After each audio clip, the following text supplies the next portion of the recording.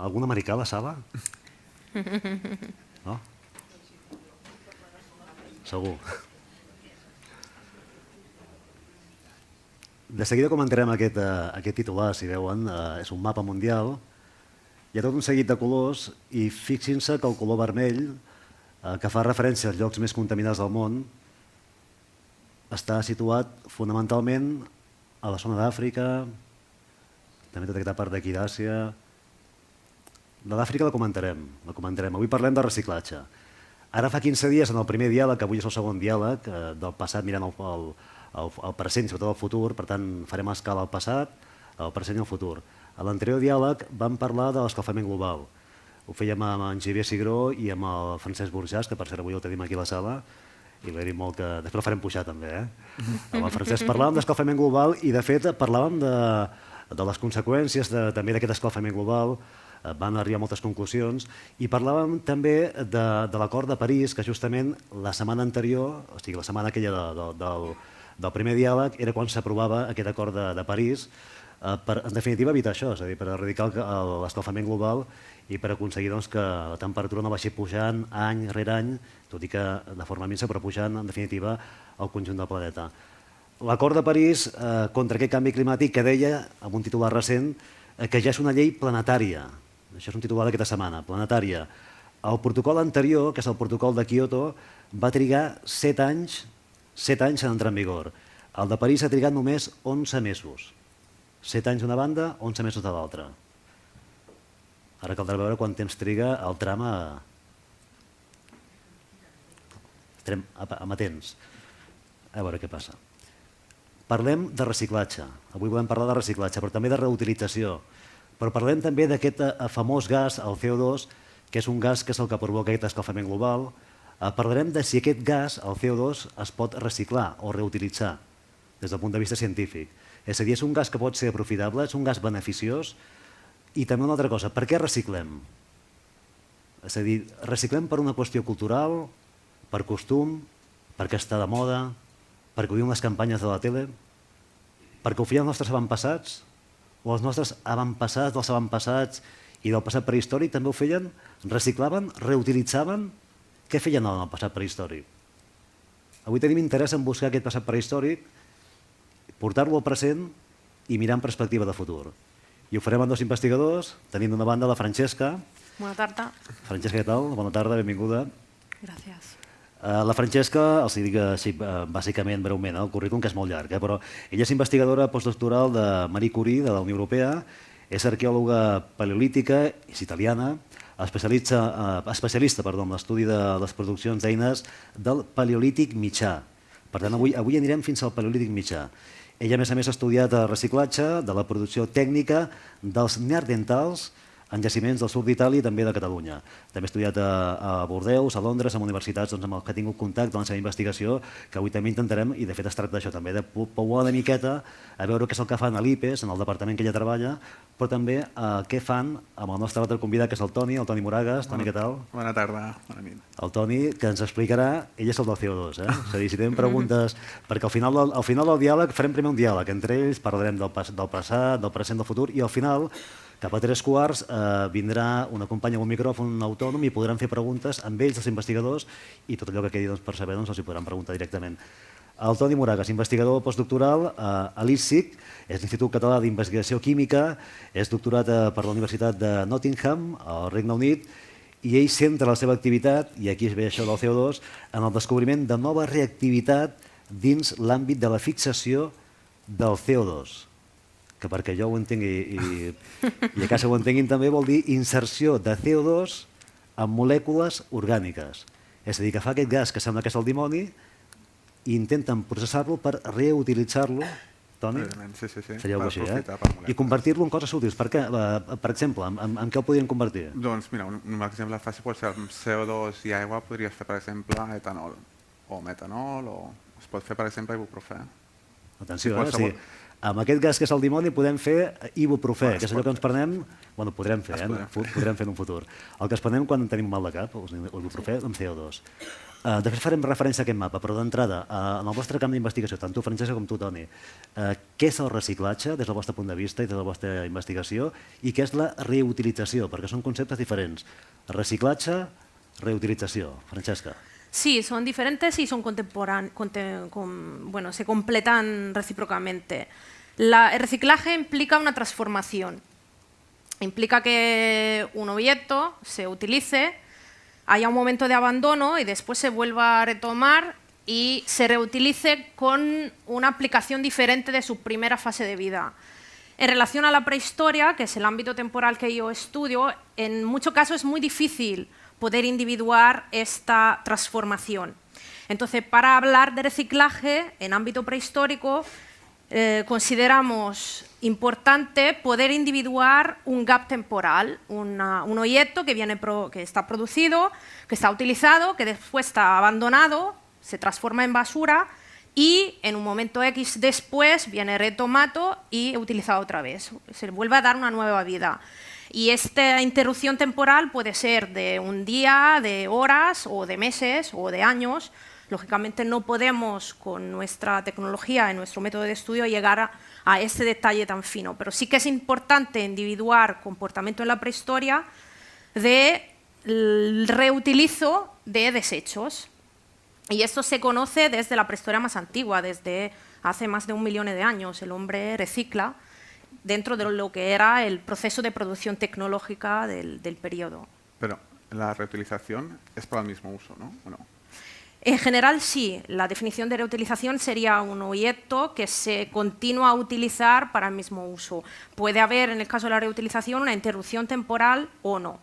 Okay. Es decir, puede ser un proceso continuo en el tiempo sin interrupción. Por esto, en la prehistoria sí que es interesante individuar interrupciones temporales en el proceso. Okay.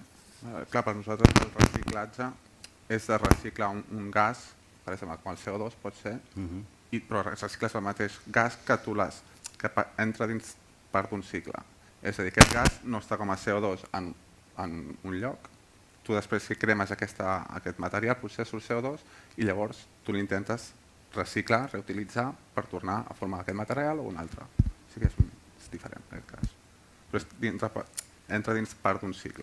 Es decir, que tú vas reutilizando, entre comillas, siempre el mismo CO2. I mantens un balanç perquè no s'incrementin els nivells de CO2, en teoria. Has dit quants milers d'anys, has dit? Lo conocemos seguramente a partir de más de 1 millón de años. O sigui, més d'1 milió d'anys, el jaciment de la Buella, que el tenim aquí al costat, un jaciment on treballa habitualment l'IPES, seria aquesta la cronologia, 1 milió d'anys. El jaciment de Tapuerca també estem parlant més o menys, hi ha diferents escales, però també seria equiparable, 1 milió d'anys. Per tant, fa 1 milió d'anys reciclaven, però la pregunta és, per què reciclaven fa 1 milió d'anys? És a dir, era un tema, clar, avui podíem pensar, nosaltres reciclem per un tema econòmic. Si jo reciclo, resulta que la factura de la brossa em surt més barata, no? Si ho faig bé. Sí. Pot ser. Fa 1 milió d'anys, per què reciclaven? La razón es la misma. Es fundamentalmente un tema económico. Es la necesidad o la decisión de plantear estrategias que permiten de gastar menos tiempo y menos energía a la hora de producir. Tenéis que imaginar que en la prehistoria hablamos de gente que es nómada, que se mueve en el territorio y que a veces tiene que recorrer muchos kilómetros para ir a recolectar la materia prima que le necesita para producir su herramienta. Entonces, reciclar objetos que en una primera fase de vida se han tirado, porque no se le ha visto más utilización posible, permite de reducir el tiempo y la energía que necesita recorrer todos estos kilómetros para ir a recolectar la materia prima, el tiempo de producción para llegar a obtener la herramienta, con el riesgo asociado a la producción, porque estamos hablando de una producción manual que implica un margen de error y estos errores se tienen que poder solucionar, a veces no se pueden solucionar y esto implica volver desde cero a actuar el proceso. Entonces, fundamentalmente es una ración económica desde la prehistoria. Lo que sí que parece, y que bueno, en esto me lo tienes que decir tú, pero creo que sea la diferencia más grande que vemos respecto al reciclaje hoy en día, es la atención respecto al medio ambiente. No. Los hombres de la prehistoria estaban interesados a economizar su tiempo y su energía pero Sí, pero bueno, también hoy en día o sea, hay diferentes prioridades. Normalmente, primera del reciclaje es impacto medioambiental, reuso, intentar respetar más el medio ambiente, pero también hay una perspectiva económica, que en teoría, cuanto más reciclas, en teoría más barato te va a salir después el producto que de nuevo vayas a formar. Así que al final es primariamente para el medio ambiente, però també això pot tenir un impacte econòmic en el dia a dia de les persones i dels usuaris. A la butxaca. És a dir, que, clar, quan parlem... Són arguments, de fet, són arguments que l'administració, sobretot l'administració local, els ajuntaments, utilitzen sovint. Hi ha campanyes que diuen hem de reciclar més, hem de separar bé, hem de tirar cada cosa al seu lloc, perquè resulta que si en tenim molts impropis a l'orgànica, la tarifa de la incineradora en surt un xic més alta. Hem de pagar més com a administració, com a contribuents, per tal de poder reciclar els impropis que hi ha a l'orgànica o allò que es va cremar. És a dir, que al final també hi ha un argument econòmic. Des del punt de vista empresarial també. Exacte. No? Sí. Bueno, jo no he tu treballat en empresa, però... No, però investigueu, clar, perquè empreses puguin tenir... Clar, i tu si recicles, la matèria prima que poden utilitzar les empreses, jo suposo que si ve de reciclatge serà més barat que no anar-la a buscar al jaciment on es trobi. Si tu recicles, en teoria la matèria prima hauria de ser després més barata, això beneficia l'empresa, que al final també pot beneficiar l'usuari. Així que és tot un cercle. I econòmicament ha de ser també important el reciclatge per mantenir primer l'ordre en el medi ambient, però després també econòmicament en el dia a dia dels productes i tot el que consumim nosaltres, crec jo. Hi ha un mol·lusc que em sembla que diria que és no sé com se'n diu ara, no recordo el nom, però hi ha un mol·lusc que processa, no? Quin és el... L'eriçó de mar. L'eriçó de mar, això no em sortia ara. L'eriçó de mar és un prodigi. Exacte. Ho dic perquè ells quan investiguen a l'ICSI, que en realitat el que estan fent és imitar al laboratori processos que fa la natura, que veieu, sou molt hàbils, diguem, com això funciona, és efectiu, ho hem de processar, ho hem d'intentar fer. Molta investigació química que hi ha es fixa en la natura, com ho fa la natura, i intentarà aplicar-ho a un nivell més sintètic. Per tant, la natura com recicla el CO2, doncs majoritàriament fa primer la fotosíntesi, que les plantes utilitzen el CO2 i l'aigua per formar molècules més complexes, com poden ser hidrats de carboni. Doncs nosaltres també intentem fer això. Agafem CO2 i altres molècules, intentem crear molècules d'interès per a nosaltres. Ja no poden ser hidrats de carboni, poden ser altres coses així. I clar, per exemple, és curiós aquest cas perquè has dit tu, perquè el mol·lusc aquest, l'eriçó de mar, utilitza el níquel. El níquel? Níquel, per fer això. I en el nostre grup ara mateix tothom està utilitzant níquel per fer la inserció aquesta de CO2. Así que parece increíble.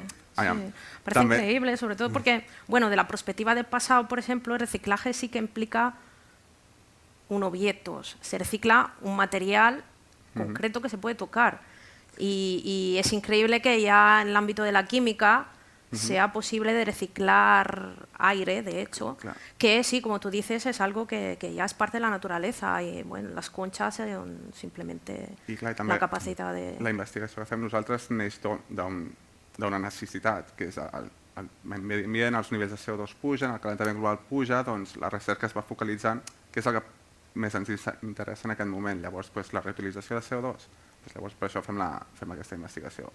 I intentem fer-ho amb llum, com les plantes, bueno, en un futur intentarem fer-ho amb llum, com les plantes, i així intentar que els subproductes que hi hagi, poden ser d'empreses, de diferents empreses quan cremen coses, aquest CO2, doncs en lloc d'anar a contaminar, que es pugui reutilitzar, com ja fan moltes empreses amb altres productes, que ja tenen un subproducte que no els interessa, doncs el venen a una empresa que el pugui utilitzar. És una manera molt intel·ligent de processar el que seria un gas contaminant, potencialment contaminant.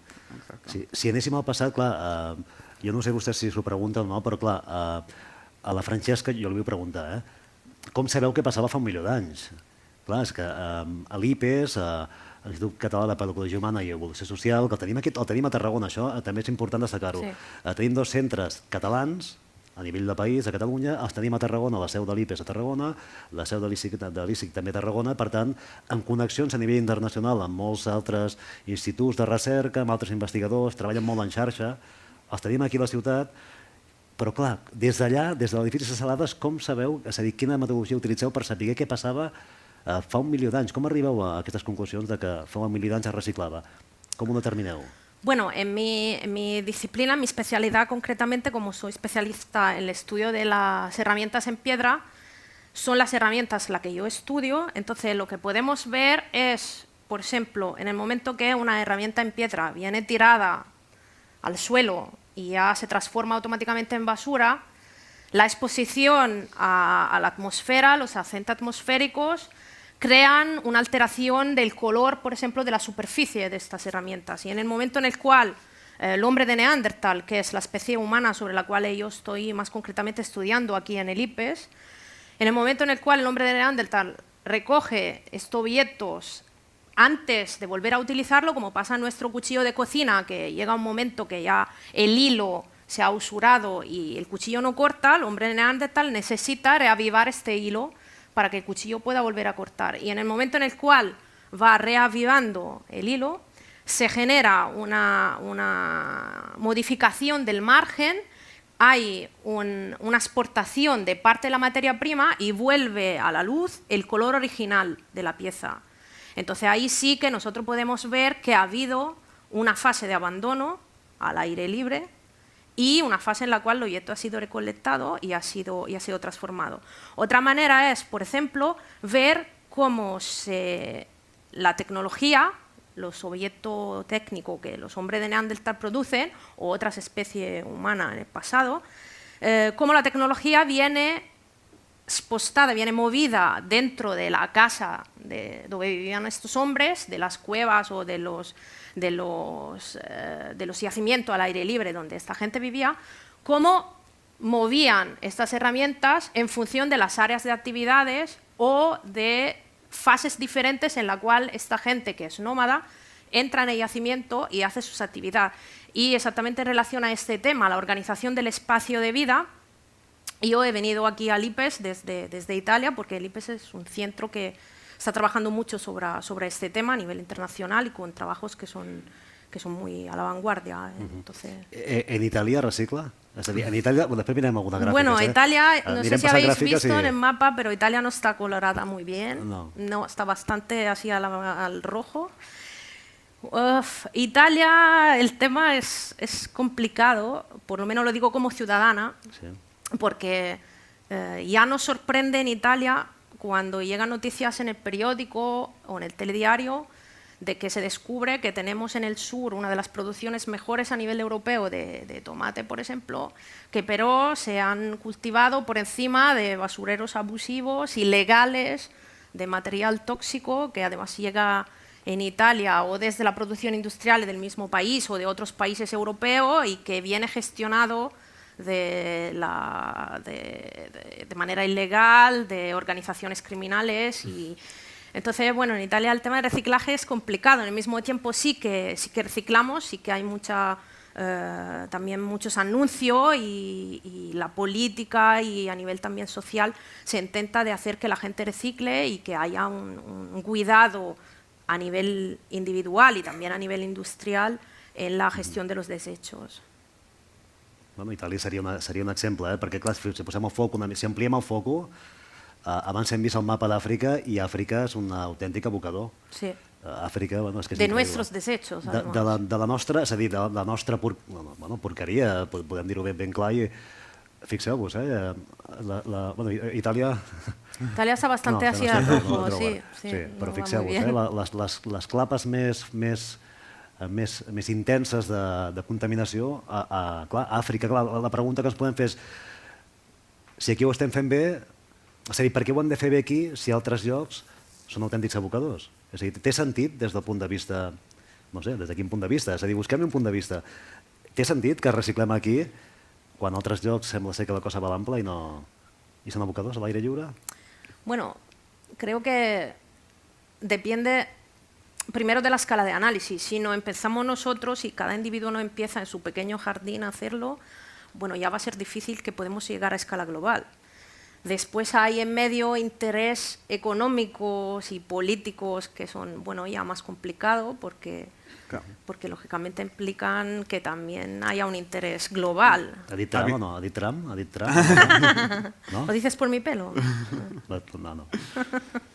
Però, a veure, evidentment, tot el que recicli, nosaltres com a individus, si reciclem, ajuda molt millor. però per mi, per exemple, no té sentit. El que jo pugui reciclar, el que pugui aportar, no és res en comparació, per exemple, al que pugui contaminar la Xina, que no recicla. Per exemple, llavors, evidentment, si jo reciclo, que no ho faig, Perdona? que no ho faig. O sigui, tu no recicles. Jo no reciclo. Per tant, tu recicles? Bueno, intento de hacerlo con constancia, a veces que Vale, no soy muy constante. aquí tenim un debat ara, tenim un diàleg diferent, canviarà una mica el to. Però mira, és per això que et dic jo, que jo no reciclo perquè, evidentment, hauria de reciclar, i no estic dient aquí a ningú que no recicli. Però no sentis malament. Algú no recicla a la sala? Bueno, ho fem al revés perquè així no sentireu cuipits. Qui recicla a la sala? 1, 2, 3... Vale. Bueno, qui no recicla, per tant, ets tu, eh? Què tal? Bona nit. I un altre, dos que no reciclen, 3, 4, 5... Bueno. Que no reciclen. Que no? Que no reciclen? Vostès reciclen, eh? I ho fan bé? Procurem. Que no reciclin, vostè no recicla, 2, 3, 4 i 5. Bueno, no està mal. 5. Però bueno, no estàs sol, eh? clar, a més que jo... Bueno, és una estafa, després en parlarem també Sí. del cicle i de quin treu benefici d'aquest procés. Jo primer de tot no reciclo per mandra, això, que quedi clar, i hauria de reciclar, però jo crec que, per exemple, hi ha molta... El que jo recicli no té res a veure amb el que puguin reciclar o no contaminar tots aquests països. Llavors, l'impacte que jo faci no és res comparat amb això. Una de les altres coses per les quals no reciclo és perquè jo crec, des del meu punt de vista com a ciutadà, que hi ha un nivell de desinformació sobre què és el reciclatge. És a dir, què és el que... Quan nosaltres reciclem, a què contribuïm? En què ens toca a nosaltres? És a dir, a qui li surt més econòmicament viable en reciclar o no? A nosaltres ens surt més barat els productes que tenim cada dia, si venen de matèria que està reciclada. Llavors, aquest punt de desinformació crec que és una que també s'hauria d'anar a dirigir ara. Més comunicació de cara a l'usuari.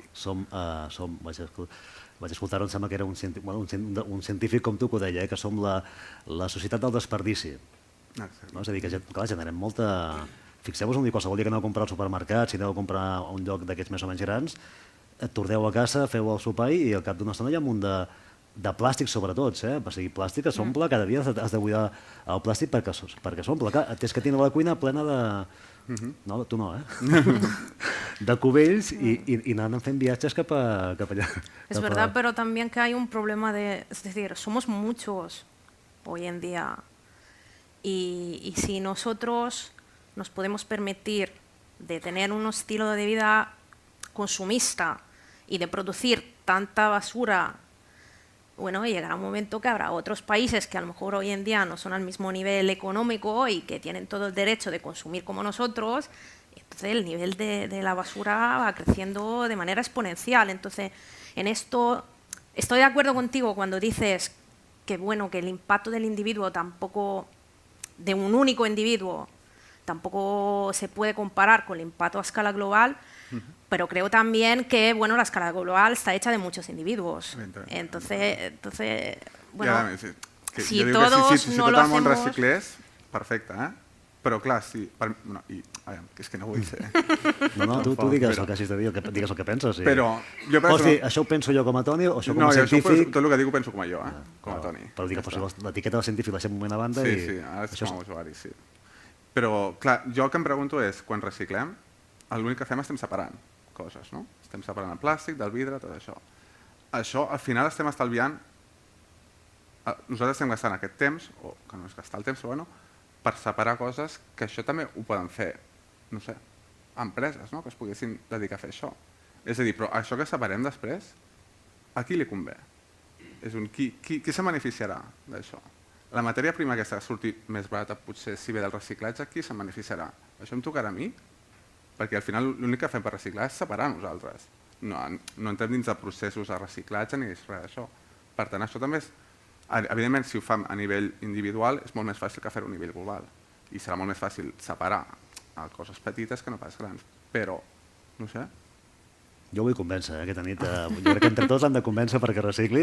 Fem una cosa, anem a tocar-li la fibra, a veure si aconseguim...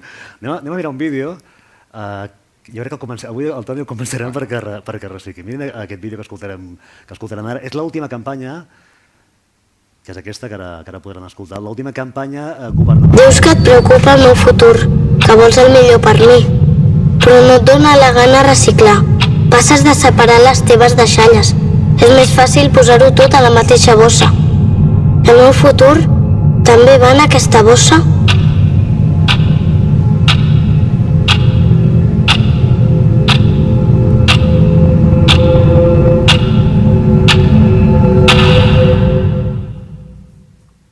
Generalitat de Catalunya.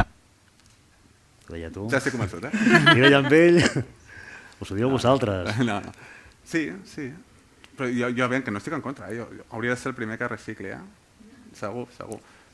Però sí, però ja no és a nivell individual, sinó jo crec que a nivell governamental és més important la legislació que hi hagi a nivell governamental que no pas a nivell individual. A nivell de limitació de residus, que formin empreses, tot això, s'hauria de regular molt més que no pas fomentar el reciclatge, que també. Fomentar el reciclatge individual sí, però la contaminació no ve de nosaltres. Bé, sí que ve de nosaltres, però ve una mala distribució, jo crec. Digues. Bueno, sí, es verdad también, pero que parte de la contaminación viene de nosotros y de nuestra manera de vivir día a día, de no llevar... Es decir, creo que la clave sea, otra vez como ya he dicho, la escala de análisis, ¿no? Pero si miramos a la escala pequeña, afecta a la hora de producir desecho y de tener que crear unas políticas para poder después gestionar estos desechos, afecta también de la cosa más simple de ir al mercado con un bolso que tienes en casa y no tener que pillar un bolso más de plástico que después generan estos bolsos que tenemos que de alguna manera que gestionar. Y esto no es reciclaje, sería reutilización, pero sí que entra dentro del proceso de reciclaje. Es decir, creo que sea un comportamiento que es complementario, que es fundamental a la hora de producir menos desecho y de tener después que gestionarlos. Clar. I tiene un impacte diferent en el jo medio estic ambiente. completament d'acord amb tu, però és que nosaltres a nivell de carrer, per nosaltres reciclar és separar. Sí, Jo estic això completament sí. a favor de la reutilització i és, si tu tens materials dins la basura, reutilitza'ls, això sí que està clar. Perquè reciclar al final el que fem és separar coses, però el que s'ha de fer és aquestes coses després reutilitzar-les. Però nosaltres, com a reciclatge, l'únic que fem és separar. Ja està, no ho reutilitzem a nivell de ciutadans, vull dir. Tot i que no, hi ha també cada cop més iniciatives en aquest sentit de reutilitzar mercats de productes de segona mà, reutilitzar, és a dir, hi ha com certa moda, és a dir, que en certa manera estem tornant a mirar anys enrere, en certa manera, però potser per necessitat. No sé, també l'argument, aquí també entraria l'argument econòmic, la crisi, les famílies que ho passen malament, moltes cada cop més. També hi ha aquest sentit, aquest contrasentit de tornar als orígens. als orígens, en definitiva, és allò que han fet els nostres avantpassats, però per necessitat. I ells també ho feien, en certa forma, per motiu econòmic, sí, però per sobreviure o no? Era una qüestió de vida o mort? No. No, diría que no. Diría que es más algo que está relacionado con, como ya he dicho, con una cuestión económica y probablemente con una cuestión de organización social. Es decir, yo veo mucho más una relación con cómo se gestiona a nivel social el trabajo y las actividades diarias dentro de las comunidades prehistóricas, que no una cuestión de sobrevivencia como la podemos entender hoy en día, donde bueno, nuestra sobrevivencia está relacionada con las monedas, que ya ahí no existían, y con un estilo de vida que es muy diferente. Y por esto creo que sea importante estudiar también la prehistoria, porque esto sí nos dice que, bueno, que hay otra manera posible de actuar y de organizarnos económicamente y socialmente. Y hay algo a lo mejor que sí que se podría aprender de este estilo de vida, y de hecho es la base, como tú decías, ¿no? Lo que estáis haciendo de investigación a nivel científico es intentar de reproducir procesos naturales y mantener un equilibrio natural que, bueno, que en el pasado estaba. Esta gente probablemente no lo hacía de manera tan consciente como lo hacemos hoy, pero sí que mantenían un comportamiento de equilibrio con la naturaleza. Ayudaba seguramente el hecho de ser menos, Hoy somos muchos y entonces, bueno, claramente esto genera Clar, però al un final, problema de cantidad. tot el que sigui reutilització, en teoria, ens hauria de beneficiar a nosaltres. És a dir, tots els productes que tu hagis reutilitzat, vol dir que l'empresa no s'ha gastat aquests diners per agafar la matèria prima. Llavors, en teoria, això hauria de beneficiar el ciutadà i mentre mantens el cicle aquest de medi ambient, de no contaminar tot això, al mateix temps ajudes tant a tu com a l'empresa. I crec que aquest és el balanç que s'hauria de tenir per motivar el reciclatge. Una qüestió de retorn. Exacte. I de balanç. De fet, és a dir, buscar que el cercle, si és que hi ha aquest cercle econòmic, no, en el reciclatge, que hi hagi un retorn a la butxaca. Per exemple, és a dir, si jo compro a un supermercat, que no diré ni el nom, ni la marca, ni que és de color verd, i gran superfície, i compro allà, aquells diners que jo deixo en aquell supermercat de gran superfície de color verd, que no diré el nom, no tornen pel cercle econòmic a la meva butxaca perquè se'n van a València, no? Per dir-ho així. No pot ser. No, clar, és que al final estem parlant d'això. És a dir, si jo compro en un lloc de proximitat, el cicle econòmic fa que aquells diners que jo deixo allà a la botiga fan un circuit circular, donen feina a algú que és d'aquí, del territori, aquest algú consumeix i al final, d'una manera o altra, aquests diners acaben tornant a la meva butxaca. Hauria de ser així. No? Hauria de ser així. És el I que amb fa el la reciclatge tu natura. creus que hauria de ser alguna cosa similar. És a dir, que hi hagués un revertiment, Exacte. incentiu... Que no estic en contra del reciclatge, però estic en contra de la desinformació. I bé, tampoc soc el primer que m'he volgut informar molt, no? Però, per exemple, l'anunci aquest està molt bé, però jo també m'agradaria saber en què es basa el reciclatge, com ho fan. Després, els productes a on van, que es reciclen, tot això. És el que m'interessaria saber i que crec que, no sé, que si vols potser ho pots trobar, però crec que a nivell de com a ciutadà no sabem aquestes coses. Es verdad que, por ejemplo, moviéndome en Europa, dentro de Europa, pasando por varios países, entre Alemania, Francia, Italia y aquí en España, Inglaterra, es como ciudadana, que como tú en muchos casos tampoco se informa mucho, entonces también tengo mi parte de culpa, sorprende ver que los criterios de separación en cada país son diferentes. En Italia, por ejemplo, plástico, vidrio, brick y latas, lo tiramos todos al mismo... Entonces después sale la duda de decir, bueno, pero somos Europa, cada país gestiona eso de manera diferente, però després com lo gestiona? Cada país fa coses diferents. Per exemple, la meva nòvia que ha estat a Suïssa, per exemple, allà tenen totes les diferents cubells de cada material i si tu deixes una cosa a fora del cubell o deixes una que t'equivoques amb una altra, allà et multen, perquè ho tens just davant de casa, cada persona. I llavors, si tu deixes fora o deixes malament, saben on estàs i multen aquella persona. O sigui que depèn del país es prenen mesures o no es prenen mesures, que també és una cosa que crec que és molt bo, però que s'hauria de fer, clar, evidentment no es pot fer, però s'hauria d'intentar globalitzar-ho molt més, aquestes coses.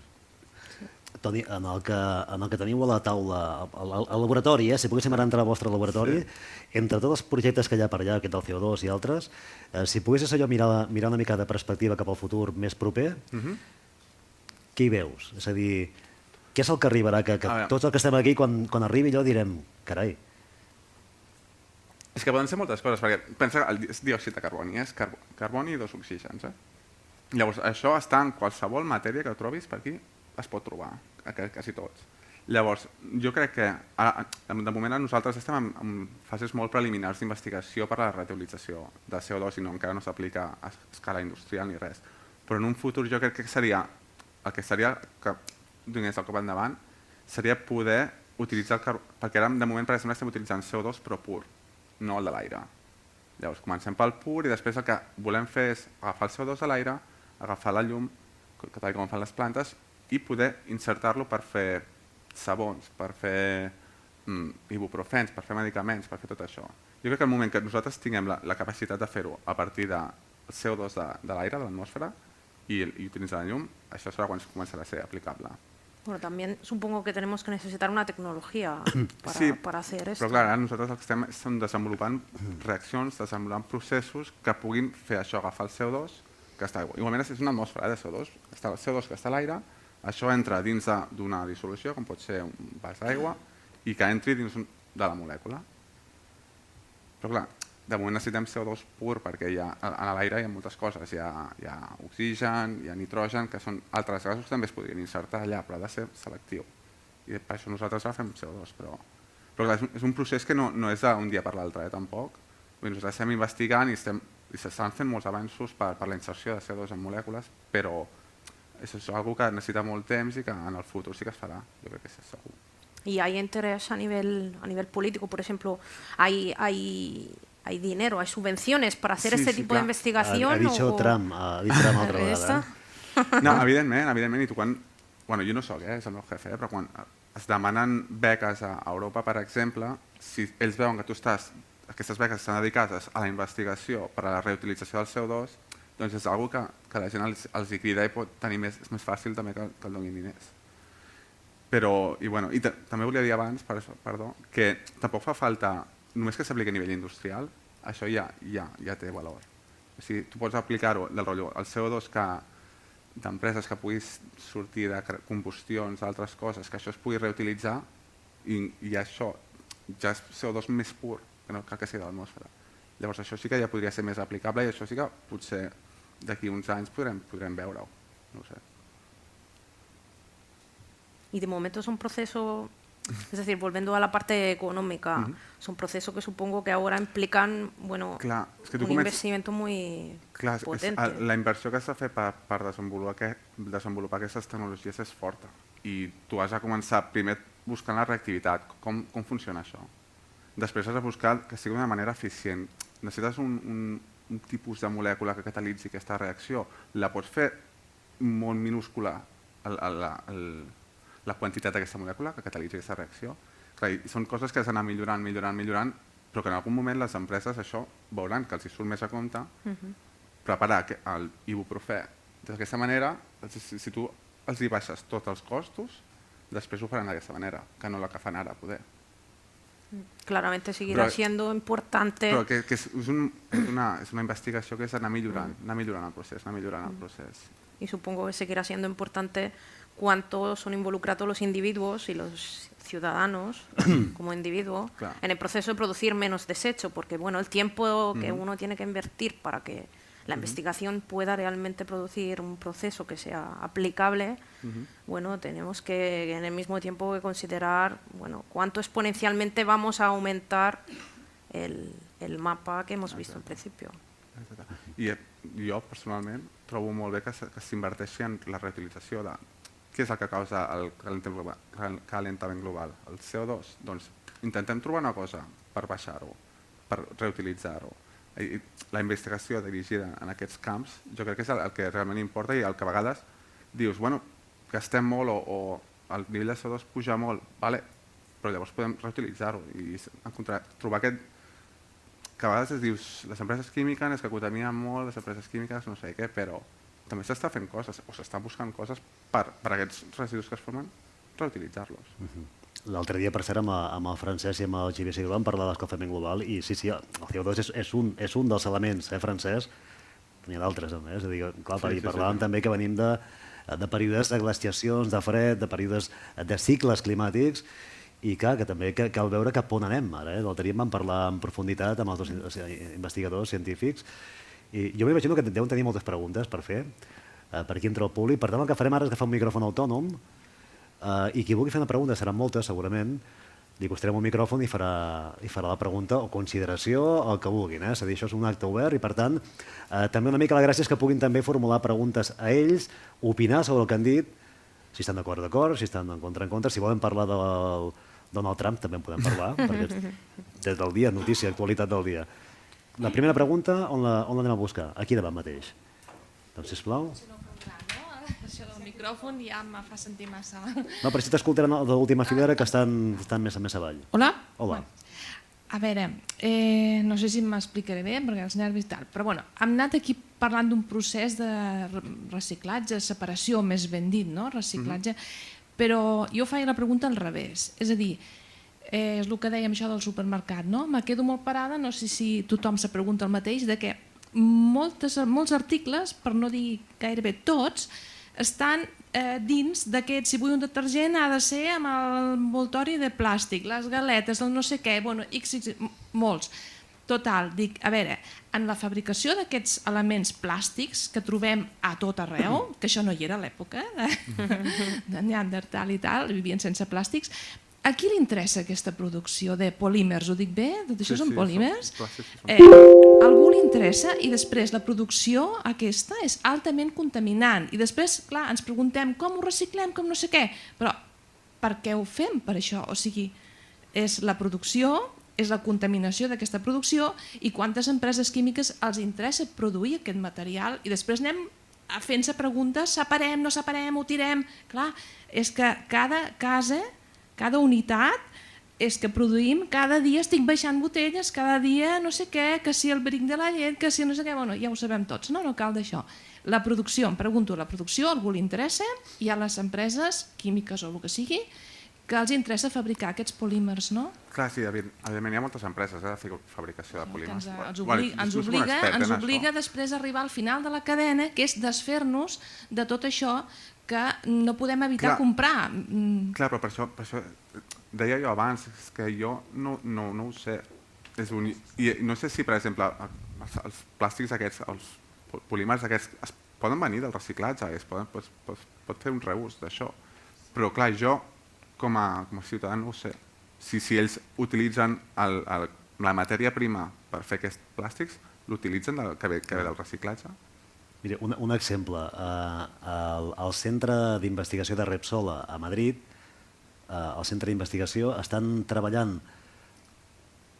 mirant la manera de la fabricació d'aquests polímers, els que s'utilitzen sobretot pels hivernacles d'Almeria, s'introduir en el procés bacteris que al cap de 5 anys fan així i es mengen el plàstic.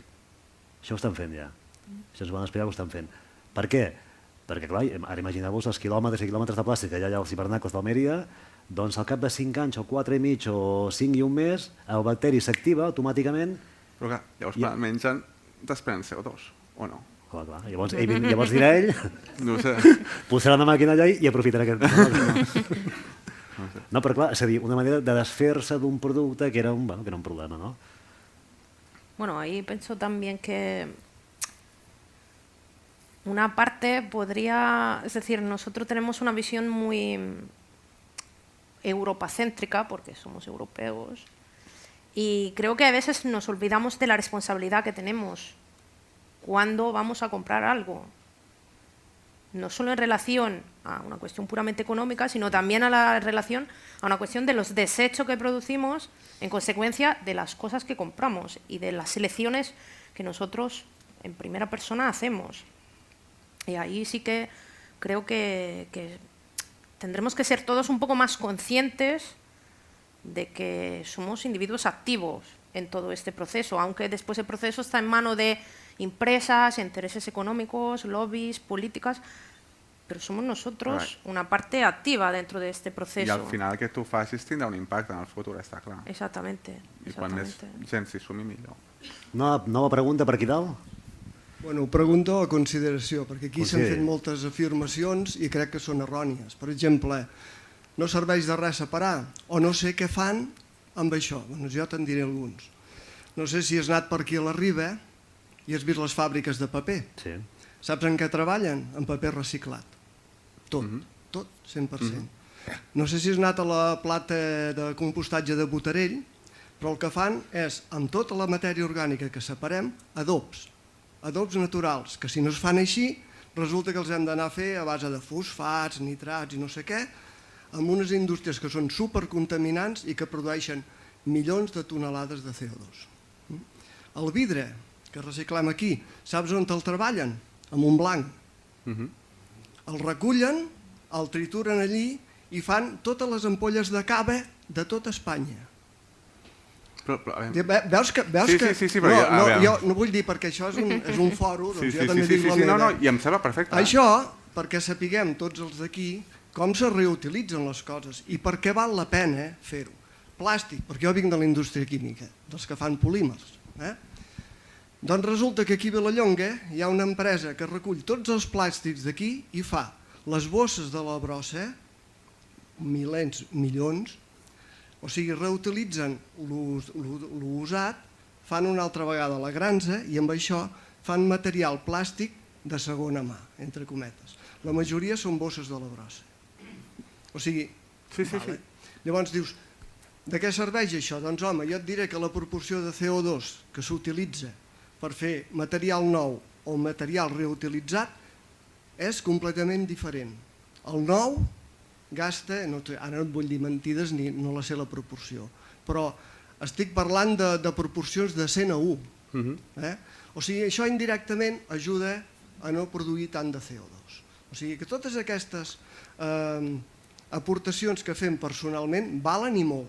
El que no val és el món occidental escudar-nos que estem tots verds i grocs i no sé què i llançar-ho a l'Àfrica perquè no sabem què fer-ho. Això sí que no val. Però és el que s'està fent, O malauradament. portar-ho amb empreses de no sé on perquè ho cremin allí, perquè allí els pobrets no se n'ocupen si hi ha la dioxina a l'aire o si hi ha d'allò. Això sí que està malament. Però tots els esforços que fem aquí, malgrat els interessos que tots en mengem i tots fem, produïm, i aquí tenim una gran indústria química, per exemple, i tot això, malgrat tot això, els esforços que fem individualment jo crec que són molt i molt valuosos. Doncs, sí. Molt i molt valuosos. Per aquesta raó que dius tu, perquè jo sé que moltes coses se reutilitzen raonablement bé. Toni. Ara, si em dius que jo m'he estalviat un duro, un euro o 2 euros, no t'ho sé dir. No, per això. No t'ho sé dir. No, però jo parlava també i mira, em sembla perfecte que surti una persona pública que es pugui dir mira, tot això que feu es pot reutilitzar i nosaltres ho estem fent. Però jo parlant a nivell de, com a ciutadà, jo això no ho sé. Llavors, i crec que falta com una miqueta més de campanya d'informació. Exacte. Sí.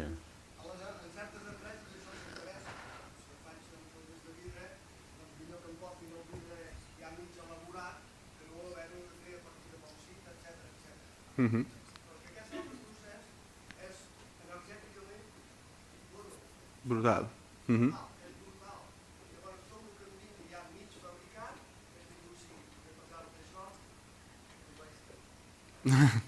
Gràcies per la seva aportació. Per aquí davant hi havia alguna pregunta? Si poden aplaudir, sí, tant.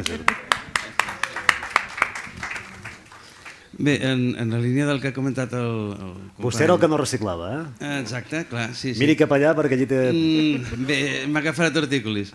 Mira, el tema és de la càrrega de treball, jo penso. És a dir, per què haig de fer-ho jo quan pot fer-ho treballadors que cobrin un jornal? El benefici d'això on va parar? Aquest és el misteri que ningú aclareix.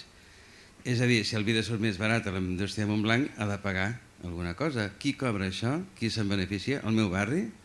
La meva ciutat? O quina estructura se'n treu els calarons? Em penso que potser per aquí seria el punt d'anàlisi. Jo quan era petit separava, jo separo, és a dir, entenc que per consciència ecològica una pila que porta mercuri, que és altament contaminant, la posaré en un contenidor. Els meus dubtes són qui gestiona aquest mercuri, on va parar, si al final me'l foten barrejat amb la resta. Aquests dubtes ningú els aclareix mai i les campanyes sempre són publicitàries, sempre són picant el sentiment, picant aquesta cosa solidària, però ningú t'explica la realitat. I em penso que al final tots són els calés els que manen i aquí ens estan estafant. Voleu dir alguna cosa Bueno, es una eso, pregunta, eso pero un es una poco, afirmación. sí, un poco retomo cosas que tú ya habías dicho y ahí, bueno, ahí creo que el problema, si miro por ejemplo en relación a mi experiencia como investigadora del pasado, bueno, ahí veo el problema de todas las sobreestructuras sociales que tenemos hoy en día y si pienso por ejemplo a Italia, ¿no? Volvemos a Italia, hay un atrido, hay un problema entre, de una parte, intereses económicos de reciclar, porque como justamente se decía, bueno, reciclar también económicamente es una ventaja, pero al mismo tiempo hay otra parte donde el interés es no reciclar porque se puede hacer muchísimo dinero con la gestión ilegal de la basura. Entonces hay equilibrios que están todos encima de la mesa y que cada uno tira por una dirección diferente. Y ahí, bueno, es la complejidad también de las estructuras sociales y de estilo de vida que tenemos hoy en día. Y ahí creo que, por ejemplo, cuando yo hablaba de si el pasado eran conscientes, bueno, en el pasado probablemente no eran tan conscientes porque la proporción de todos estos fenómenos, lógicamente, era mucho más pequeñas y afectaba mucho más directamente la vida de los individuos. No había sobreestructuras. Y entonces la duda que justamente tenéis de decir, bueno, ¿y quién me cuenta qué pasa con todo esto? Cuando tenemos una estructura tan compleja como hoy en día, bueno, es una duda que creo que sea también honesta de parte de un ciudadano que paga sus impuestos y que quiere saber. No, bueno, és el que dèiem igual abans. Vull dir, les campanyes aquestes d'informació podrien ficar l'anunci aquest de la nena i és impactant i toca el subconscient, però també ficar, no sé, alguna més d'informació, per exemple. I dir, doncs mira, si recicles això, et trobaràs això. I potser llavors també la gent es va informant més del que hi ha i de com funciona. La gent vol informació amb esperit crític, crític i vol informació, vol saber. Més preguntes? Per aquí. Endavant. Sí, diverses coses. Una és que aquest mapa jo no l'acabo d'entendre, no sé si és contaminació aèria o és contaminació a la terra. Si és CO2 no ho acabo d'entendre perquè a l'Àfrica... No. 9 de cada 10 persones al planeta viuen en llocs amb alts nivells de contaminació. Això és de l'OMS, d'abans d'ahir, de fa un parell de dies. És contaminació a terra. Sí. I per tant la part del Sàhara és tota la merda que els europeus i altres portem cap allà. Se le regala. D'acord. Un parell de consideracions diferents. Una és una pregunta a tu. Hi ha una cosa que és, que els neandertals no reciclaven, sinó que reutilitzaven després de polir una altra vegada la destral o fer una miqueta de... però sense transformar massa ni física ni químicament la matèria. Llavors, hi he entès molt bé això, però quan has dit després el segon mètode d'anàlisi de reutilització, el moviment, si ens pots posar un exemple concret perquè ho entendrem millor. I l'altre és, a nivell d'això que estem dient ara, jo tinc una gran crítica, o sigui, jo reciclo de fa molts anys i separo bastant bé, no? Però tinc una crítica molt forta a l'administració en general. Primera, no informen bé de com s'ha de separar. Evidentment el paper és molt fàcil i segons què també, però un bric que hi ha plàstic, hi ha paper i tal, on collons els de posar? Així parlant en plata, no? I com això hi ha moltíssimes coses que no estan ben explicades. I vam fer una campanya fa un any o així, que la veritat és que aquella campanya era molt estètica però molt mal feta. L'altra cosa és, i estic d'acord amb tu, si volem aconseguir que d'aquest 50% de la gent més o menys que recicla passem al 70 o al 80 o el que sigui, hem de tenir un benefici. Aquest benefici ambiental ja el tenim, no? Però algun altre tipus de benefici. Llavors, per exemple, a França, la factura de l'aigua, els ajuntaments estan obligats un cop a l'any a posar quines són les mesures de la qualitat de l'aigua que consumeixen i que l'administració et subministra i pel qual tu pagues uns impostos. Llavors, amb el tema del reciclatge és evident, estic d'acord que hi ha empreses que reciclen bé, etc i s'estalvia CO2 i tot el que vulgueu, però quin és el benefici econòmic? Aquestes empreses paguen alguna cosa als ajuntaments i això repercuteix en una disminució de la taxa d'escombraries, per exemple? És a la inversa, és a dir, els ajuntaments paguen un cànon perquè les empreses facin la feina. Però quin treu el benefici a l'empresa? Per tant, l'empresa hauria de pagar alguna cosa per obtenir una matèria que li és més barata, no? I per tant això podria repercutir sobre la ciutadania disminuint una mica la taxa d'escombraries. Per exemple, no sé, ara potser és una idea boja, no? Però jo penso que falla molt per part de l'administració pensar en el bé comú. Només pensen en solucionar algun problema i tal. I el solucionar algun problema és treure's la merda de sobre. I mira, allà hi ha una fàbrica de vidre, cap allà, allà hi ha una fàbrica de paper, cap allà, tal. Estic d'acord, això s'ha de fer, però mirar una mica més també pel bé comú. I si això repercutís i la gent ho sapigués amb una petita, ni que fos petita, disminució de la taxa d'escombraries, potser la gent reciclaria més. Amb el tema, jo em dedico al tema del càncer, nosaltres sempre diem els augments d'impostos del tabac, una part d'allò ha d'anar a campanyes antitabac i explicar, etc. I en canvi allò vés a saber on va, no? Igual al Ministeri de Defensa o què sé on. No? Gràcies. Per cert, deixi'm recordar que aquest divendres hi ha un sopar en benefici de la Lliga contra el Càncer i la Fundació Josep Carreras divendres aquí al complex educatiu, ho dic perquè si volen anar-hi, no queden places, són 400 i pico, no, però ja seient número 0, allò que diuen, poden fer aportacions, i és un sopar d'estrelles Michelin, que fan el sopar en benefici de la Lliga contra el Càncer i la Fundació Josep Carreras. En relación a lo que decía de los neandertales, bueno, sí, es verdad que, como ya había dicho, en la prehistoria a veces es muy difícil distinguir si algo es realmente reciclaje, es decir, implica una transformación de uso, porque lógicamente no hacían una transformación química, o no.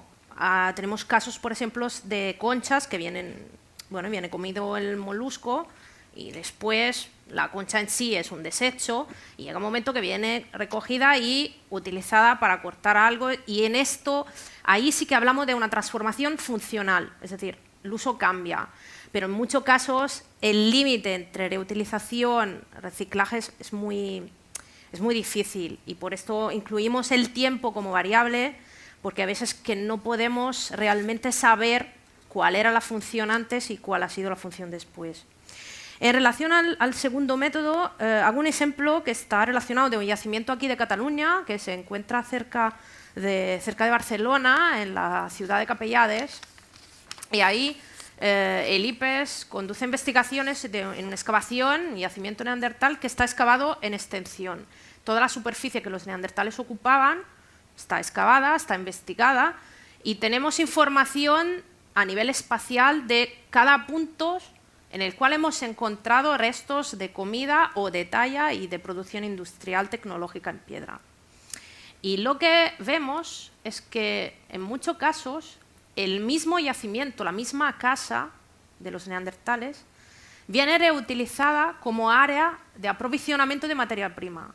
En vez de ir a la fuente a 15 kilómetros a coger piedras para producir y seleccionar, consideráis que esta gente no recogía cualquier piedra indistintamente, hacía una selección, como hacemos hoy en día. La materia prima se seleccionaba en función de la dimensión, la calidad física y química de la materia prima y varios parámetros, también morfológico. Entonces, en muchos casos, el mismo yacimiento, la misma casa, se reutiliza como área de aprovisionamiento, y algo que viene desechado en un punto específico del yacimiento viene recogido, y el neandertal se mueve donde ahora está haciendo sus actividades y utiliza esto objeto que en un momento X ha tenido una función para producir, para empezar de cero otro proceso de producción. Entonces ahí la información que tenemos es el desplazamiento antrópico, una vez que podemos investigar que se trata de un desplazamiento antrópico y no causado por pasaje de agua o por eventos naturales, y la cantidad de eventos que podemos individuar, de eventos técnicos que se susiguen en un tiempo X, nos permite de ver cómo esta gente va reocupando el yacimiento y reaprovechando recursos que el mismo grupo o un grupo diferente había ahí tirado. Espero de haber Sí, sido... no, ara... El que passa que en aquella època la poma l'agafàvem de l'arbre Sí. i se la menjava. Se la menjava. I ara la poma la trobem en un embolcall Sí, de plàstic. de plàstic, De plàstic. banda i banda, no? I no té el mateix gust tampoc, no és el mateix. Més preguntes, vinga, per allà baix. No sé si per proximitat i si anem cap allà després. Sí, hola, a veure, només una cosa sobre Suïssa. El meu fill va estar treballant diversos anys en un centre d'investigació molt important a Zúrich, i per tant hi vivia i generava brossa, se n'havia de desprendre, i allí no pagaven impost per treure la brossa. El que pagaven era la bossa de la brossa, model únic estatal i caríssim. De modo que si necessitaves dues, és el teu problema. En quant a la separació, que aquest senyor ho deia perfecte, que uns operaris podrien separar-se i no nosaltres, que en els pisos pràcticament això és impossible, ells ho tiren absolutament tot dins de la mateixa bossa, perquè la separació es fa cosa per cosa a les fàbriques especialitzades. Això a Suïssa. Per altra banda, jo vaig perdre tota la meva fe amb el reciclatge quan, amb una campanya d'aquestes publicitàries, que m'imagino que devien ser les dels Mazmelles o com es digui, totes aquelles tres bolles que tombaven per allí, que una bombeta fusa no era vidre. Jo dic, i per què és vidre? I per què no és vidre? Simplement perquè no es pot utilitzar com a matèria primera per fabricar ampolles. Llavors, hem d'agafar la bombeta fusa i portar-la a la deixalleria mòbil o, en el pitjor dels casos, a la deixalleria fixa, com passa amb les càpsules de Nespresso, perquè les càpsules de Nespresso i similars són molt difícils de reciclar perquè tenen 3 productes. I, en canvi, la utilització d'aquests productes és molt fàcil, perquè un és alumini i l'altre és marro de cafè que serveix per fer adobs. De modo que tot el reciclatge, des del meu punt de vista, està encaminat única i exclusivament al benefici d'unes certes empreses que m'agradaria saber al final qui són els amos. Gràcies. Si voleu comentar alguna cosa al respecte, o fem la següent pregunta i així ja les encavalquem les dues. Digui. Gràcies. Bona nit. La pregunta va sobre conceptes i començaré dient una cosa, que es parla del CO2, el CO2 no és contaminació. O sigui, vull dir, suposo que això la gent ho sap, perquè com que aquí tothom parla de tot, el CO2 no és contaminació. Després el plànol que hi ha allí no té res a veure amb la contaminació ni del sol ni de res, la gent que pateix mala aigua, mala brossa, són països pobres, estan molt més contaminats els que estan de color groc. Suposo que això ho entenen, perquè si no, no anem bé. O sigui, Àfrica no està contaminada. El que hi ha molta gent que no viu amb les normes de vida que vivim nosaltres, que és una altra guerra. I ara, passant ja a la pregunta, sería para la Francesca, el concepto basura, ¿cuándo aparece en la historia? Porque yo no soy historiador, pero en las veces que aparece, pues es como muy extraño, hay como una liturgia alrededor, etc. Incluso hoy en día tenemos se habla de la enfermedad de Diógenes, ¿no? Que en realidad... yo creo que se aplica a cosas que no tienen nada que ver con el famoso filósofo. Entonces, si fuera tan amable de concretar cuándo aparece el concepto basura, porque evidentemente lo que es el concepto antropológico no aparece ni siquiera en las épocas de la peste ni nada, o sea que incluso en el siglo XIII-XIV, con problemas realmente de salud por la basura, nadie tenía este concepto de basura. Si puede hablar un poco del concepto basura antropológico. Gracias. Gracias. Bueno, primero, la basura se genera históricamente en el primer momento que un homínido ha comido y ha tirado los huesos de lo que había comido. Es decir, producir desechos es algo que viene automáticamente con la actividad humana de simplemente de comer.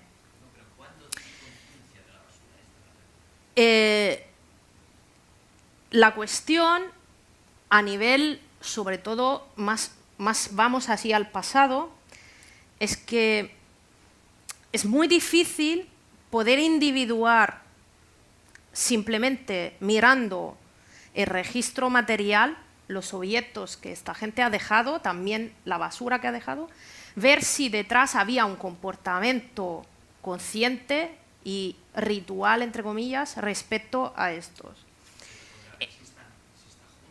Por esto, ahí llegaba en la prehistoria, y esto ya lo vemos desde, por lo menos desde hace 150, 120.000 años, hay comportamientos de limpieza.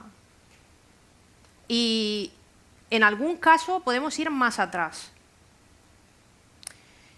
Hay comportamientos de limpieza y es muy interesante ver, por ejemplo, en el curso hablando, aunque simplemente de prehistoria, cómo cambia en función de fases cronológicas de especies humanas este comportamiento. Por ejemplo, en la fase también de la protohistoria,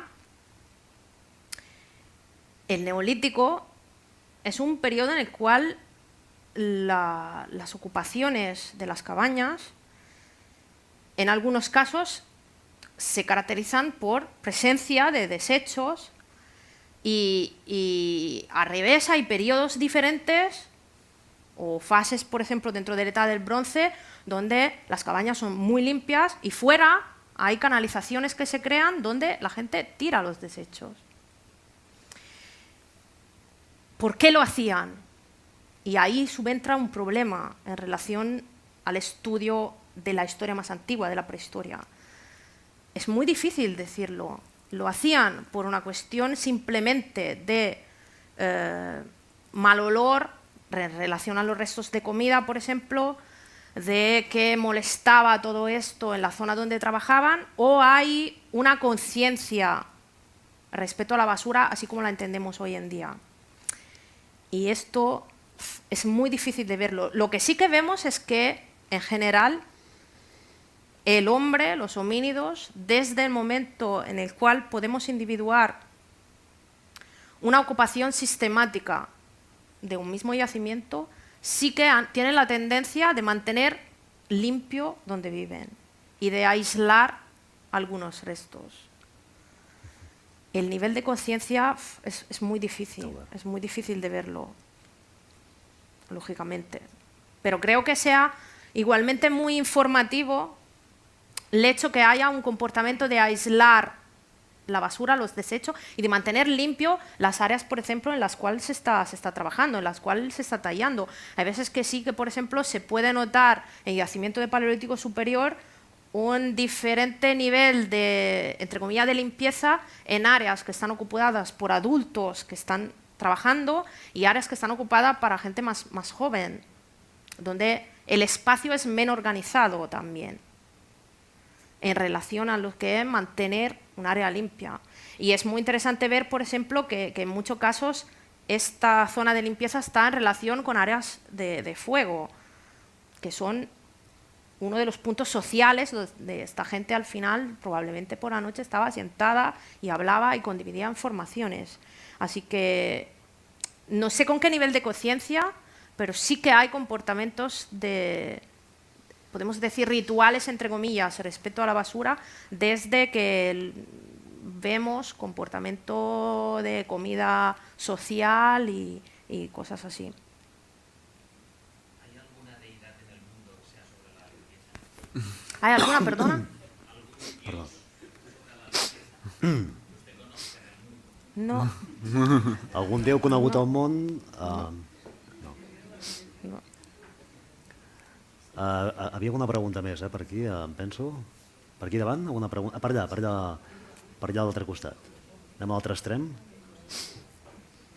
M'heu deixat pensant en això del mapa, dels colors. Jo estic donant voltes amb el que heu dit i, de fet, jo l'entenia així, com a més contaminat la part vermella, però de tota manera, com que l'article és o sigui, la font és de l'OMS, de l'Organització Mundial per la Salut, ho mirarem en deteniment, però jo ho entenia així, la part més contaminada, la més vermella. O sigui, directament proporcional a la intensitat de... Però ho mirarem en profunditat. Digui. A ver, yo siempre he intentado reciclar y aprovechar las cosas, los elementos. Sí. Y entonces yo me pregunto, pienso que la beneficiaria final, la más importante, es la naturaleza. Y por eso simplemente ya me motiva a hacerlo.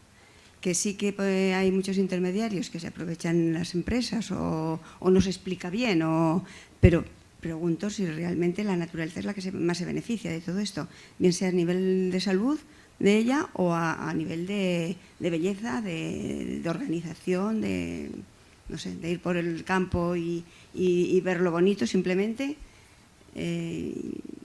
Si es así, si es que la beneficiaria final es la naturaleza. Para mí ya es suficiente razón de hacer reciclaje.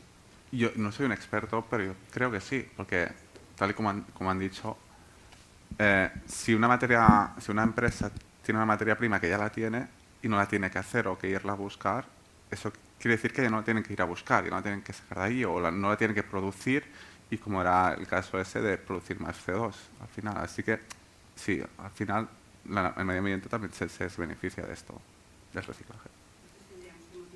Sí. Yo el primero. Si no me produce indignación. Més preguntes per allà baix? Jo crec que per completar tota aquesta polèmica, aquí falta algú de l'administració, perquè realment... No en sortim fins les 10 de la nit, No, ho dic per una cosa, perquè els conceptes econòmics que s'han mencionat són molt vàlids. Aviam, una empresa se'n pot beneficiar, les empreses, jo no sé totes, però es paga per aquesta matèria de segona mà. Llavors ho paga amb algú. Entenc que aquest algú és algú lligat a l'administració, i l'administració en concursos que fa de recollides de brosses, doncs lloga, jo què sé, a les empreses que hi ha, Fomento de Construcciones y Contratos, per exemple, i fan concursos. Llavors jo entenc que depèn del grau de reciclatge que es fa en una ciutat, en un poble, l'oferta és diferent. Llavors, el que passa, i jo tampoc ho sé, no se m'informa de que, no sé, donant-ho a Fomento de FCC aquest, enguany resulta que s'han estalviat, jo què sé, 10.000 euros, i que per tant no em pujaran la taxa d'escombraries, o me la pujaran menys de lo que l'haurien de pujar. Això seria interessant. Però això no ho fan, això no es fa, o jo no ho sé, però sí que tinc entès que depèn de la taxa de reciclatge que hi ha en una certa ciutat, les ofertes són diferents. Les ofertes pel contracte anual o quinquenal o el que sigui. Per què? Perquè amb tot aquest reciclatge hi ha algú que econòmicament també se'n beneficia, i aquesta pot ser l'administració, perquè resulta, jo què sé, que ven vidre a no sé qui, que paga poquet, però paguen. Les empreses no reben això de franc. Que quedi clar, l'empresa aquesta que he mencionat de Montblanc paga pel vidre de segona mà. Les papereres de la Riba paguen pel vidre i pel paper reciclat. Paguen, que no es cregui que ningú que els hi regalen. Ara, doncs això segueix un procés comercial, industrial. Algú rep aquests diners, i aquests diners entenc, i això hi hauria d'haver algú de l'administració, i si m'equivoco que em desmenteixi, que és l'administració que d'una manera o altra aconsegueix uns contractes més baratos per la recollida d'escombraries. I això hauria de ser així. Però esclar, jo no soc de l'administració i ho haurien de dir ells. Hi ha algú de l'administració per aquí? No sé, algú... Per casualitat. Fixeu-vos el grau de compliment en aquest altre titular de les 6 comarques que ja arriben a l'objectiu europeu, amb aquest llistó de l'any 2020, Osona, al capdavant, la Segarra, Montsià, Pallars Sobirà, Moianès, Terra Alta. Regenerem el 50% o més de les escombraries urbanes. Sí, el 50% o més. Parlem, clar, de comarques, densitat de població baixa.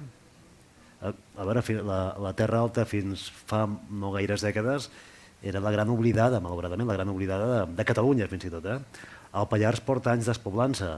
És a dir, parlem, clar, de comarques amb poca densitat de població, on jo no sé fins a quin punt, és a dir, no sé quin sistema fan servir, suposo que deu ser com el d'aquí, però a vegades si aneu, no sé, per al Pirineu veureu que hi ha llocs, hi ha pobles petits que no trobes com aquí les illes de contenidors. Hi ha diferents sistemes de recollida, però és baixa densitat de població versus més reciclatge. Grans ciutats, bueno, deu ser diferent. Preguntes? Volíeu respondre a propòsit del que ha dit... No? Anem a les preguntes per aquí? A veure, no... Preguntes per aquí, que al costat d'aquí? Per allà? Preguntes?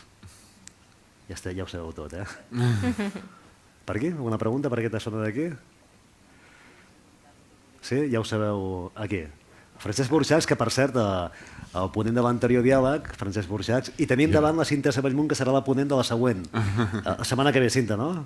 Amb el del Carbonell, no us ho perdeu el dimecres que ve, dimecres 16. Francesc, expert en escalfament global, també de l'IPES. Jo aniré pel tema del CO2. A veure, és fàcil extreure el CO2 de l'atmosfera directament? O és això que parlaves de que s'està investigant de com fixar això? No. I l'altra qüestió seria el CO2 que avui dia s'està produint industrialment, d'on s'extreu? D'on surt? No, bueno, primer, a mi m'arriba el CO2, el compro, Bueno, jo no, el meu jefe. Però no és fàcil, evidentment és un procés per aïllar-lo del CO2 de l'atmosfera, és un procés que fan i per això el CO2 que a nosaltres ens arriba no és barat, és relativament car. Per això deia que en el futur el que volem és trobar una font de CO2 que sigui l'aire, que és quan realment serà útil. I la segona pregunta, ja no recordo quina era. Com es produeix el CO2? Com es produeix? No, a veure, el CO2 és un dels gasos que si tu, de la combustió, quan tu combustiones coses, un dels gasos, sobretot matèria orgànica, es desprèn CO2. Per tant, de moment les empreses, jo no soc expert, però produeixen CO2 simplement per combustions. I a vegades els fums que veiem d'això són CO2 i per això hi ha moltes emissions de CO2 a nivell. Però que jo sàpiga no el produeixen. Simplement poden ser un subproducte d'un procés, però que jo sàpiga no el produeixen, no sé.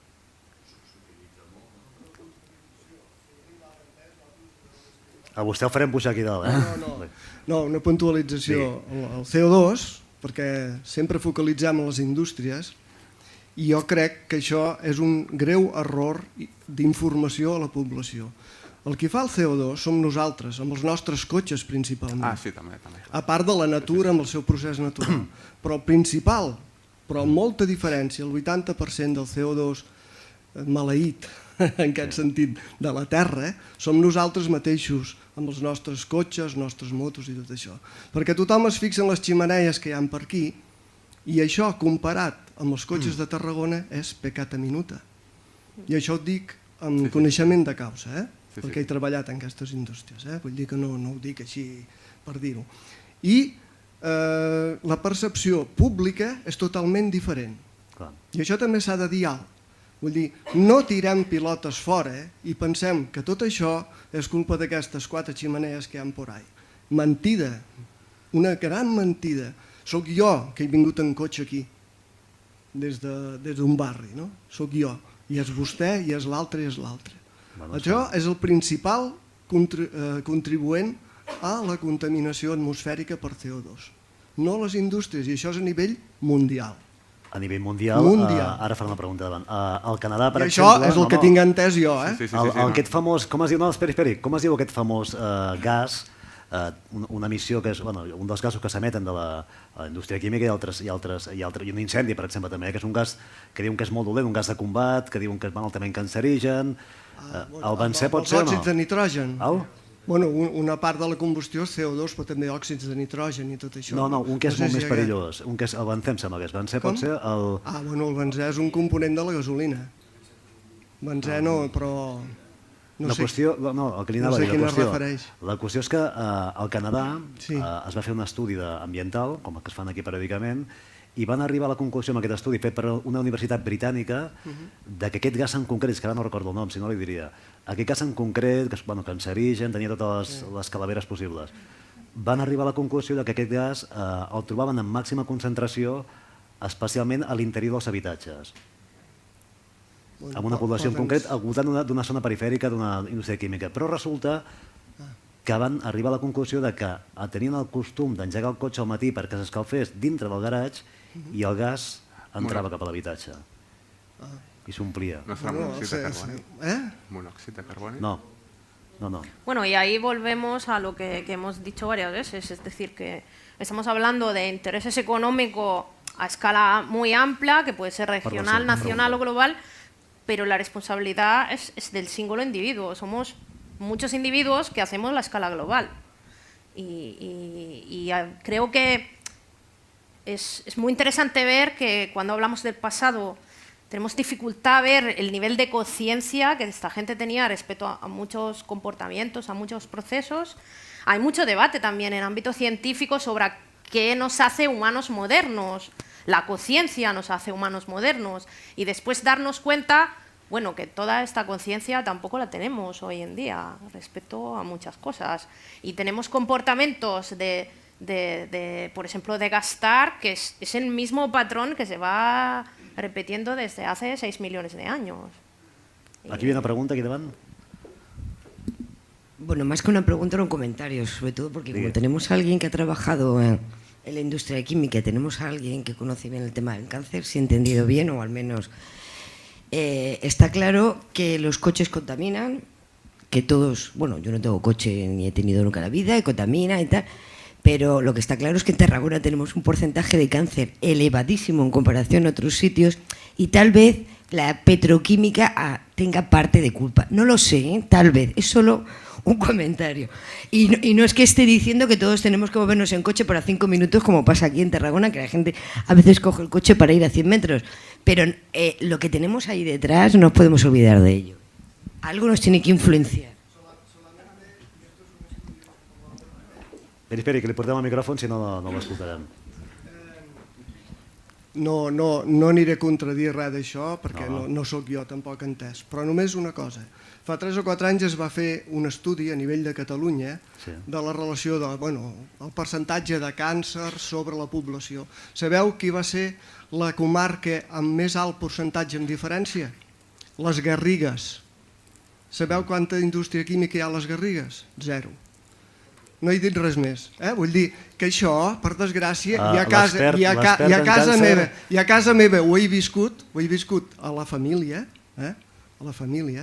i per tant no defensaré res, i tot el que vagi en favor de la salut jo hi estic a favor, però ojo amb les conclusions que són a vegades precipitades o volgudes o dirigides. Jo entenc que això ella expressa la seva opinió i està en el seu dret, és a dir, són opinions, perquè si parlem des del punt de vista científic, un dia que tinguéssim un científic expert, clar, llavors, si hi hagués algun estudi científic que jo crec que ha demostrat que parli d'expert amb la matèria, que il·lustri. Una de les meves feines és dirigir el registre de càncer de Tarragona. Per tant, soc la persona que potser coneix millor les estadístiques de càncer de la província. A Tarragona no hi ha més càncer que a Girona, que no hi ha cap indústria petroquímica. Per què? Perquè les causes de càncer són molt variades, des de diferents infeccions, a dieta, a radiacions ionitzants, radiacions ultraviolades, etc. La principal de totes, amb diferència, és el tabac, però amb moltíssima diferència. I llavors tenim estudis de fa 30 anys que anem d'això. Això no vol dir que la petroquímica no faci una certa quantitat de càncers. Igual que tenen càncer els mecànics que treballen, o una mica més d'incidència de càncer els mecànics que treballen als seus tallers perquè allà hi ha els gasos de combustió. O, com dèiem molt bé, al Canadà o altres països nòrdics segurament escalfen el cotxe dintre de casa i llavors respiren allò. O zones amb molt de redor natural i que amb les seves cases no ventilen bé cada dia la casa, etc. És molt, molt, molt variat. Nosaltres vam fer un estudi fa un parell d'anys en el qual intentàvem estimar quina era la proporció de càncers deguts als hidrocarburs aromàtics policíclics de la petroquímica. I proporció de càncer de pulmó, i era més o menys un 1%. Això no vol dir que la petroquímica no faci també altres càncers per altres substàncies químiques que també evoca. I això no vol dir que la petroquímica no pugui causar asmes, etc. O això no vol dir que la petroquímica, pel fet d'estar a menys de 2.000 metres, o com ja deia la llei franquista, de zones habitades, en un dia no hi hagi un accident i la gent que estigui molt a prop no pugui patir-les. La realitat, però, és que a nivell estadístic no hi ha més càncer que a la província de Girona, que és l'únic altre registre de càncer de base poblacional que hi ha a Catalunya, i nosaltres treballem molt amb la mateixa metodologia i fem molts projectes junts i tal, i això ho anem avaluant. És aquesta la realitat. I que hi ha una miqueta de càncer que produeix la petroquímica, és evident, però que la causa principal de càncer és el tabac. Jo quan dic que tenim moltes raons per deixar de fumar. Dic, una, la pròpia salut, l'altra, la salut de la gent que està a l'entorn, el fumador passiu. I al final em dic sí sempre, i al final dic, un altre és no fer el joc a una indústria que fa tants o més morts que la indústria armamentística a nivell mundial. Aquí és un tríptic de la Lliga contra el Càncer de les Comarques de Tarragona que jo vaig aprofito per preguntar-li, ja que tenim un expert en la matèria, ni que sigui breu, però que sempre que parlem amb el director de la Lliga, amb el David Ortega, ell amb alguns càncers en concret, no amb tots, però sovint destaquem a nivell periodístic, i ell ens ho destaca, l'augment de l'esperança de vida amb alguns càncers. És així? És a dir, el missatge podria ser salvar en alguns casos positiu, és a dir, anem en la bona direcció? No sé si m'explico bé. Sí, entenc molt bé. Fa molts anys, quan jo vaig començar a treballar amb càncer, que fa quasi 30 anys, ja hi havia suposats experts que deien en 10 anys això ho tindrem guanyat. Han passat 30 anys i no ho hem guanyat ni molt menys, i passaran 10 anys més i encara no. I tot trigarem molt, molt, molt i no ho acabarem de vèncer mai. Perquè càncer sempre n'hi ha, n'hi haurà i n'hi ha hagut. Hi ha fòssils antics que es veu l'evidència de tumors allà. Per què? Perquè el càncer és una cosa pràcticament inherent a la vida. I no només en humans, en animals, etc. Les plantes també. Les plantes també, d'alguna manera. Llavors, el que diu el David Ortega, són dades que surten d'aquest registre, és que la supervivència dels malalts amb càncer ha anat augmentant al llarg d'aquests 30 anys. Això em referia. Sí, i això és veritat. Però també hem de dir que una bona part d'aquest increment o de la millora de la supervivència són de tumors pels quals es fa diagnòstic precoç, com pot ser la mama o com pot ser en aquest moment. En el cas de la pròstata és una altra història perquè s'estan diagnosticant càncers que no s'haurien diagnosticat mai. Si els homes quan es moren de grans se'ls fan, i això hi ha molts estudis fets, autòpsies i se'ls mira bé la pròstata, allà hi ha càncer latent que no donen mai cap tipus de problema. Llavors el que estem diagnosticant amb les tècniques actuals, això del test del PSA i tal, són càncers que en realitat el que estem fent és un sobrediagnòstic i per tant fins i tot hi ha una part negativa que és un sobretractament. El problema és que quan detectem un càncer a través del PSA com a causa original de la detecció, no sabem si aquell càncer serà dels que evolucionarà o dels que no. I per tant, tothom prefereix tractar-los, evidentment. El dia que trobem algun test que trobem els càncers de manera diferenciada de pròstata, que sapiguem quins són els que han d'evolucionar, aquells els tractarem i els altres no. Llavors la supervivència ha augmentat més d'uns 15 punts, en els homes ha passat d'un 35% als 5 anys a una mica més del 50%, i en les dones ja partíem d'un percentatge més alt i també ha augmentat força, però els components més importants d'aquesta millora han estat en aquests tumors. Això no vol dir que en els altres tumors no haguem millorat, ja ha millorat, però la millora és molt lenta i costa molt. Perquè, a més, quan parlem d'un càncer d'un tipus, de pulmó o de mama o el que sigui, no és d'un tipus. Allà dintre n'hi ha molts tipus diferents i cada vegada anem veient que els tractaments s'han d'anar especialitzant més en funció del tipus de tumor que té aquella persona, que és diferent que una altra. Li agraïm molt. De fet, li faré un aplaudiment també, perquè és la gràcia d'aquest format és això, és a dir, que hi ha una bidireccionalitat, és a dir, ens nutrim els uns amb els altres i al cap de fi del que es tracta, que aprenem moltes coses noves. Alguna pregunta més? O anem a sopar? Què fem? Per això podem seguir. Dimecres vinent, Cinta S. Bellmunt, que el tenen aquí, periodista, companya de l'IPES, amb el diàleg amb el Vol Carbonell. Serà aquí dimecres que ve.